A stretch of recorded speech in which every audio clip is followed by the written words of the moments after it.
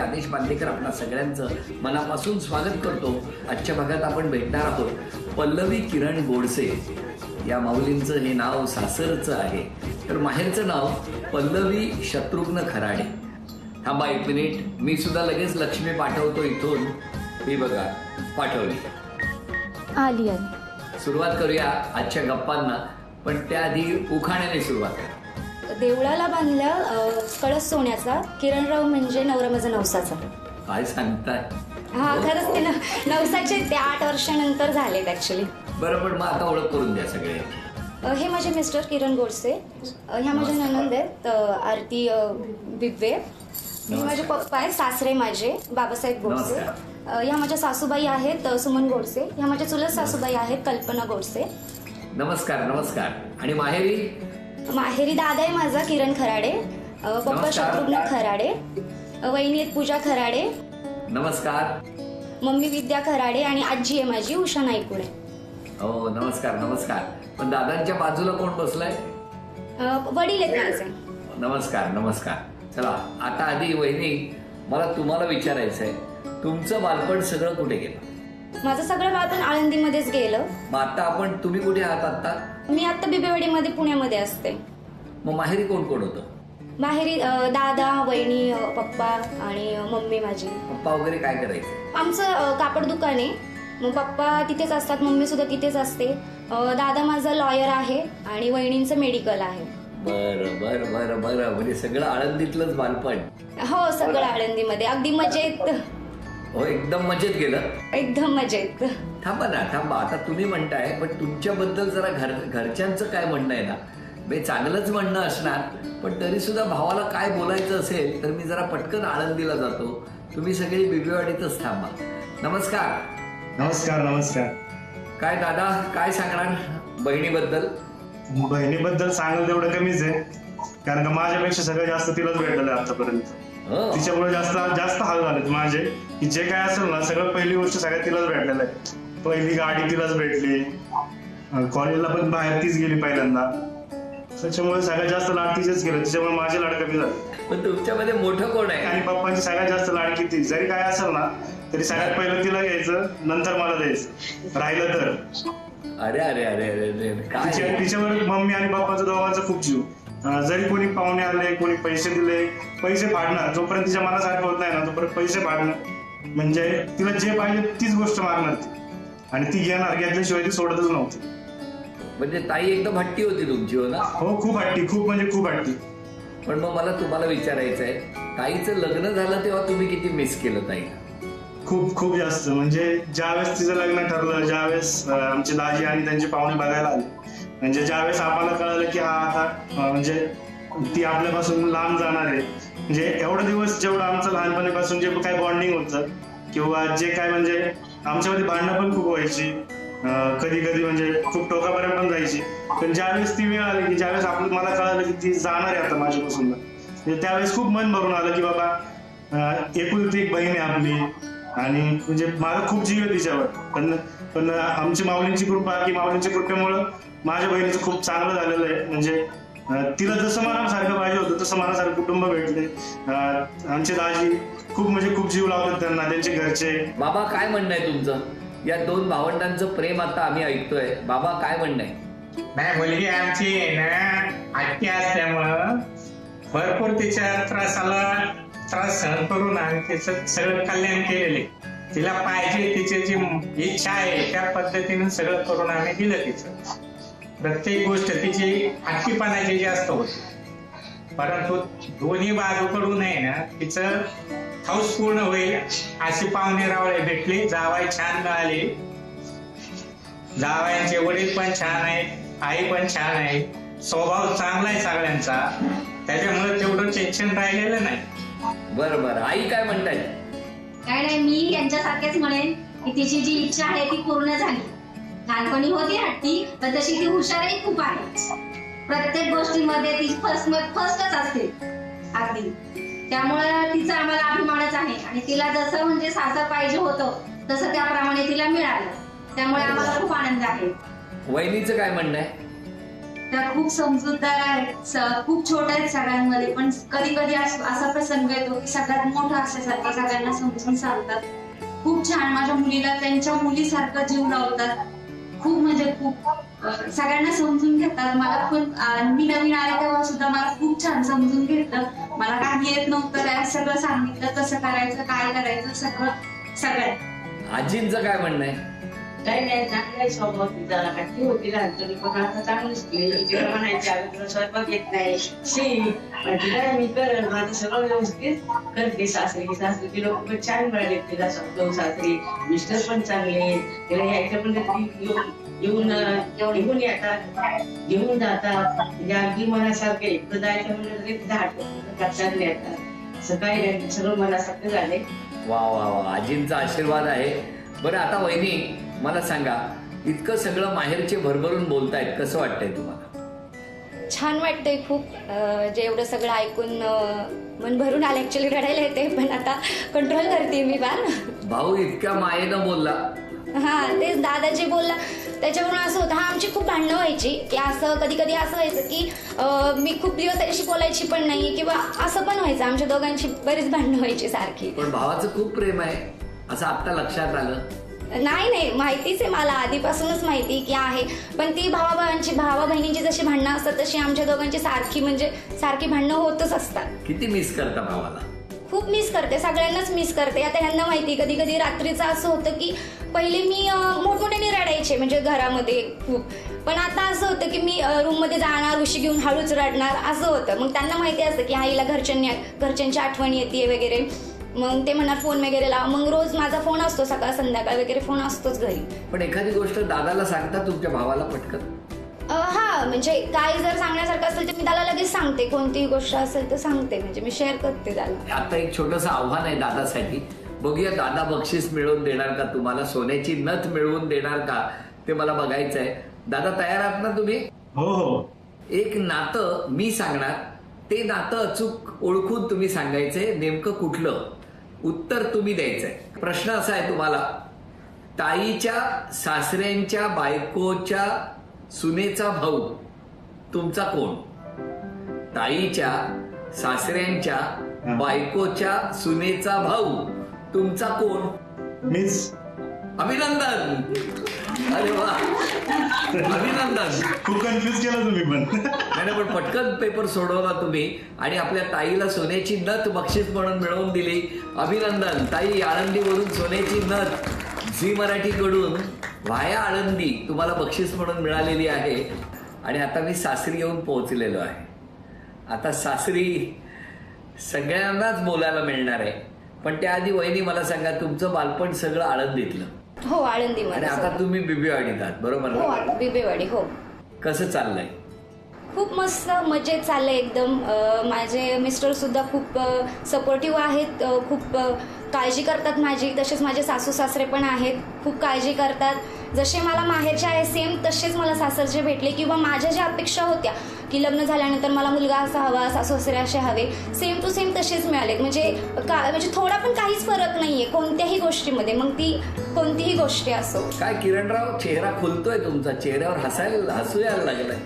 एवढं सगळं कौतुक ऐकून कसं वाटतंय तुम्हाला किरणजी? खूप छान वाटते. बायको मला चांगली मिळाली. हो. आमची बॉन्डिंग व्यवस्थित चालते. ती घरच्यांना सगळ्यांना समजून घेते आणि सगळ्यांची केअर पण चांगली करते. नाही, हे कळलं मला. पण मला सांगा, तुम्ही होता बिबेवाडी, हो, त्या होत्या आळंदी. तुम्ही काय वारीला गेला होता का दर्शनाला? मग माझी मावशी होती, त्यांनी एक स्थळ आणलं होतं की अशी मुलगी आहे, तुम्ही बघून घ्या. सर आम्ही बघायला गेलो त्यावेळेला तिकडे. तर बघूनंतर वडील गाडीमध्ये बसतानाच म्हणले मला मुलगी पसंत आहे, ठरवून टाका लगेच तिथंच. मग गेल्यावर त्यांना होकार सांगितला की मग तुम्ही पण आम्हाला बघायला काय असेल तुमचं घरचं बघून घ्या. नाही, पट मला एक सांगा, बाबांनी सांगितलं पण तुमचं काय म्हणणं होतं? नाही, मी पण रेडी होतो. नाही, रेडी होता, पण तुम्हाला आवडलं नव्हतं का स्थळ? नाही, असं नाही. त्यांची म्हणजे एकदम क्युरियोसिटी की अरे नाही मला मुलगी खूप पसंत आहे, लगेच जमवायचंच म्हणलंय लग्न. अरे वा. पण मला सांगा, तुम्ही तेवढ्यात नंबर घेऊन आला होता का, फोन नंबर? नाही, आमचा नंबर ची एंगेजमेंट ठरली ना त्याच्या 2-3 दिवस अगोदरच आमचा नंबर शेअर झाले होते. असं काय? माझी मावशीची मुलगी आहे ना, मग तिने काय केलं, ह्यांची एक बहीण आहे त्यांच्याकडून, मग बहिणीची मुलगी आहे साक्षी म्हणून, तर तिच्याकडून नंबर घेतला आणि मग माझा नंबर तिला दिला आणि तिचा नंबर मला. मग त्या साक्षीने ह्यांना नंबर दिला आणि मग तिने मला नंबर दिला, पण मी स्वतःहून काय मेसेज किंवा काहीच त्यांना केलं नाही. त्यांच्याकडूनच मग जेव्हा आमची एंगेजमेंट कन्फर्म झाली की हा 21 तारखेला तुमची एंगेजमेंट आहे, मग तेव्हा त्यांनी आदल्या दिवशी नाही 2 दिवस आधी मी जेव्हा मेहंदी काढत होते त्या टायमिंगला मग त्यांनी मला पहिला फोन त्यावेळेला झाला. त्या टायमिंगला झाला. जेव्हा पहिला फोन आला तेव्हा अवतीभोवती सगळेजणी होत्या ना मैत्रिणी. खूपच आम्ही एक मिनिट सुद्धा बोललो नसेल. फक्त काय करते, मेहंदी काढते, सगळे लगेच आसपास मुलींचा कराड होता तिच्या, तेवढे एकच मिनिटं बोललो असं लगेच फोन ठेवला. पहिले तर मला फोन आला तेव्हा मी मोबाईल हातात, अरे मला फोन आला, मला फोन आला, मला फोन आला, आता मी काय करू, अशी म्हणजे एकदम हे झालं, आता मी काय करू, मी काय बोलू, असं झालं होतं. आणि मग हॅलो कोणी केलं, त्यांनी हॅलो केलं. मग म्हटलं हॅलो मी मेहंदी काढते, मी नंतर फोन करते. मग ते म्हटले ठीक आहे ठेव. मग नंतर मी फोन केला, नंतर फोन करते म्हणून नंतर फोन केला की नाही. मग मी मेसेज केला की आता खूप लेट झालाय, उद्या बोलूयात. आता मी मेहंदी काढली. कोणी केला फोन? दुसऱ्या दिवशी मग त्यांनी केला. मग त्यानंतर ते फोन वगैरे चालूच राहिलं. कधी कधी असायचं आम्ही रात्रभर बोलायचो, मी सकाळी ऑफिसला गेले तिथं जाऊन मी झोपायचो. ते झोपायचे लिटरली तिथे तिथं जाऊन झोपायचं. फ्रेंड्सला कळायचं की ह्याचं नक्कीच रात्रभर फोन झालं दिसतंय, असं घेऊन तिथं मजा करायची तेवढंच. आता किती वर्ष झाले लग्नाला? 3 वर्ष आले. आता 9 मेला 3 वर्ष होती. कसा आहे स्वभाव, कसा आहे वहिनींचा? म्हणजे तुम्ही समजू शकता की एक ऑलराऊंडर आहे, त्यासोबत जे बाकीच्या गुण म्हणजे ते खूप रागीड आहे, खूप राग येतो तिला. म्हणजे तुम्ही असं समजू शकता मी एक ज्वालामुखी सांभाळतोय असं समजू शकता तुम्ही. खूप रागीड, सहनच होत नाही काही गोष्टी. माझा राग कसा असतो, असं एकदम राग आला ना मी ते काही क्षण मी म्हणजे सहन होत नाही, म्हणजे राग तेवढ्या पुरतच असतो, म्हणजे लगेच शांत पण होते मी. असं नाही की माझा राग कंटिन्यू हातात काय असं ते सगळं फेकून देतात. मग ते माझ्या हातात काय असतं, मी खूप वेळा आमच्या दोघांमध्ये काय झालं, म्हणजे आमच्या दोघांमध्ये असं काही होत नाही, पण नॉर्मली जरी बाळ आहे ना, आम्हाला छोटा 2 वर्षाचा मुलगा आहे, मग त्याच्यामुळे जर काय झालं तर मी लिटरली 2-3 वेळा फोन पण फेकलेला आहे. आणि माहेरी पण किती वेळा असे फोन पण फेकले की ते फुटलेले आहेत, मग ते परत केले मी. सासरे बुवानी आता ना तुम्ही हे बोलताना ना सासरे बुवानी पाठी हातच जोडले. त्यांना माहित नव्हतं ऍक्च्युली मी एवढी आहे, आता समोर येतोय तुमच्यामुळे. नाही बरं झालं. थांब आता सासरे बुवांना विचारतो की हा ज्वालामुखी तुम्हाला आता कळलेला आहे, तर काय म्हणणं आहे तुमचं सुनेबद्दल? माझ्या कशाचा प्रॉब्लेम आहे, त्यांचं ऑपरेशन झालंय कशाचं तर येत बाकी सगळी शांत. हे जे आम्हाला सुनबाई मिळाली ना, एकदम मस्त आणि एकदम कापड बिंदास आहे. सुनबाई नाही ती माझी मुलगीची, परमेश्वराने जशी पाहिजे तशी मिळाली. फक्त एक खेळ की यांनी एवढ्या मुली बघितल्या, तुम्हाला काय सांग, रोज मुली बघायच्या. लिटरली कंटाळलो होतो. सासूबाई काय म्हणतात सूनबाईंबद्दल? ऐक, सूनबाई चांगली आहे, सगळ्यांना मिळून मिसळून घेते, छान आहे. राग खूप येतो, रागाला किती काही करू शकते. होय का? हो, मुलाला पण मग अशी मारणार लाडाने मारते, एवढे जोरात मारत नाही ती, उगीच आपलं त्यामुळे मी तिला खवळते ना, मग ती मुलाला मारते आणते, पटकन रूम मध्ये जाऊन बसते मुलाला घेऊन. ते मग सहन होत नाही, मग आमच्या दोघांची चिडचिड होते. वहिनी जरा राग कमी करा. सासूबाई म्हणतायत ते बरोबर आहे, पण मला मिस्टरांना विचारायचंय, जर उद्यापासून हा ज्वालामुखी एकदम शांत झाला तर आवडेल का तुम्हाला? माझा बर्फाचाच रोल असतो या सिच्युएशन मध्ये नेहमी. म्हणजे तुम्ही बिबीवाडीत नाही, तुम्ही तर हिमालयातच राहताय म्हणजे. बरं, मला नणंदबाईंना आता विचारायचंय, काय सांगणार वहिनीबद्दल? छान आहे, सगळ्यांशी मिळून मिसळून राहते आणि सगळ्यांबरोबर एकत्र जायची तिची सगळीकडे खूप तयारी असते. तुम्ही कुठे असता? बिबेवाडीलाच असते मी. किरणजी, आपण काय करता? मी पुण्यामध्ये मगरपट्ट्याचा सॉफ्टवेअर इंजिनियर आहे. बरं, तुमच्या पाठीमागे बसलेल्या काकी आहे माझी. तुम्ही सांगा सुनेबद्दल. ती छान आहे, म्हणजे मी ती एकसारखीच आहे, म्हणजे मी पण खूप रागली ती पण खूप रागली, त्यामुळे आमच्या कधीच काय होती. हो, सेम आहे आमच्या दोघींमध्ये. मला तरी असं वाटतं की आमच्या दोघीचं सगळं सेम आहे, काहीच फरक नाहीये. पण वहिनी मला सांगा, आजपासून स्वतःच्या स्वभावात एक बदल करायचा असेल तर कुठला करा? राग मी थोडा कमी करेल, कंट्रोल करेल. तुम्ही स्वतःच्या स्वभावात कुठला बदल करा? मी माझा जास्त करून वेळ, आता वर्क फ्रॉम होम जरी असलं तरी माझा कामामध्ये जास्त वेळ जातो, फॅमिलीला घरी असू सुद्धा कमी टाइम मिळतो, तर मी तो देण्याचा प्रयत्न करेल जास्तीत जास्त. वहिनी, आता क्षमा मागायची असेल तर कोणाची मागा? क्षमा मी दोन्हीकडच्या म्हणजे माहेरच्यांची पण मागेल आणि सासरकडच्यांची मागेल आणि इकडे पण माझ्याकडून नकळत जरी आई पप्पांना सुद्धा काही दुखवलं गेलं असेल तर त्यासाठी सुद्धा सॉरी. आणि तुम्ही किरणजी? मी पण दोन्ही साईडने मागेल की माझ्याकडून समजा काही चूक झाली असेल तर माफ करा. एक आव्हान द्यायचंय किरणजी. बघा मगाशी भावाने तर पटकन बक्षीस मिळवून दिलेलं आहे, सोन्याची नथ. तिकडे आळंदीला बक्षीस पटकावलेलं आहे. आपल्या ताईसाठी लवकरच सोन्याची नथ झी मराठीकडून पोहोचणार आहे. आता एक आव्हान तुम्हाला आहे. मी तुम्हाला 5 प्रश्न विचारणार. त्या 5 प्रश्नांपैकी जर 3 प्रश्नांची उत्तरं तुम्ही बरोबर दिली तर तुम्ही आता आमच्या वहिनींना, तुमच्या सौभाग्यवतींना तन्मणी बक्षीस म्हणून मिळवून देणार आहात. झी मराठीकडून हे बक्षीस आम्ही लॉकडाऊन नंतर लगेच पाठवणार आहोत. आणि यासाठी पहिला प्रश्न आहे तुम्हाला, वहिनींचा आवडता सण कुठला? दिवाळी. कारण तेव्हा बाहेरचे फटाके वाजत असतात म्हणून. बरोबर वहिनी? बरोबर आहे? हो बरोबर आहे. चला अभिनंदन, पहिलं उत्तर बरोबर आलं. दुसरा प्रश्न, वहिनींच्या अत्यंत जवळच्या 2 मैत्रिणी, बेस्ट फ्रेंड ज्याला म्हणता येईल, अशा 2 मैत्रिणींची नावं सांगा. दीक्षा आणि भाग्यश्री. अभिनंदन. चला 5 पैकी 2 प्रश्नांची उत्तरं बरोबर आली. आता तिसरा प्रश्न, वहिनींचा स्कूटरचा नंबर सांगा. आत्ता जी आहे तिचा 1091 आहे आणि आधीचा 5008 होता. सॉरी 7050. काय वहिनी? बरोबर आहे बरोबर आहे. 7050 होता पहिला आणि आत्ताचा 1991 आहे. अभिनंदन अभिनंदन. वहिनीला खायला कुठला पदार्थ आवडतो?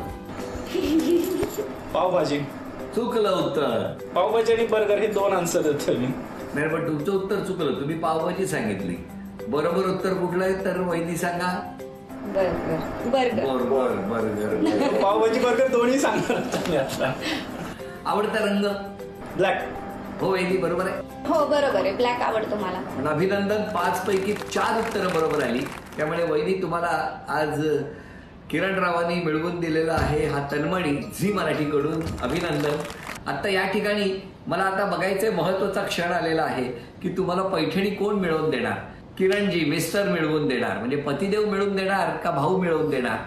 आता स्क्रीनवरती अनेक अक्षरं येतील उलट सुलट लिहिलेली आणि त्याच्यामध्ये एक वस्तूचं नाव दडलेलं आहे. वेळ 1 मिनिटाची. 1 मिनिटामध्ये तुम्ही त्या वस्तू ओळखून घरातून घेऊन यायच्या. एका वेळेला 1 वस्तू आणायची आणि ती समोर ठेवायची. 1 मिनिटामध्ये सगळ्यात जास्त वस्तू जे आणणार ते आज आपल्या या ताईला, आपल्या वहिनीला पैठणी मिळवून देणार आहेत. पण आता मला बघायचंय माहेराहून पैठणी जिंकली जाणार आहे का सासरची मंडळी पैठणी जिंकून देणार आहेत. ही स्क्रीनवर आलेली अक्षर बघूया.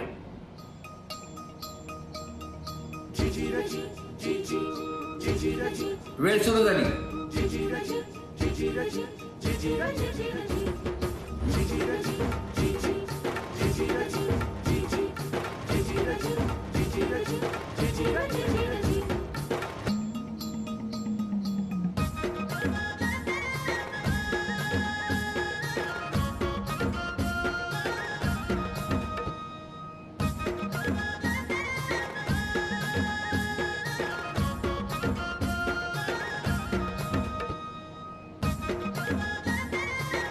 चार, 3, 2, 1 वेळ संपली.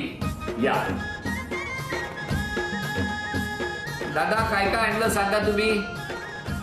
मोहरी 1, मिरची 2, निरंजन 3, वाट 4, 1 रुपया 5, कात्री 6, चाळण 7, पोळपट 8 आणि साबुदाणा 9.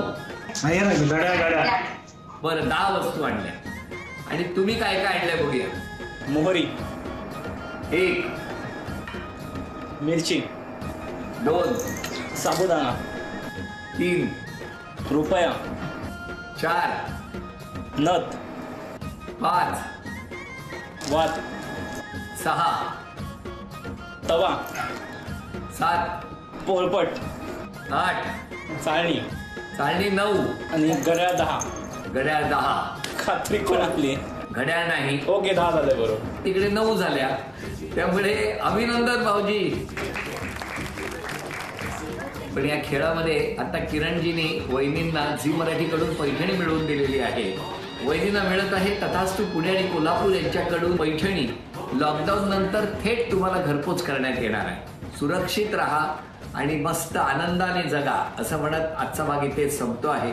पुन्हा भेटूया अशीच एक पैठणी घेऊन.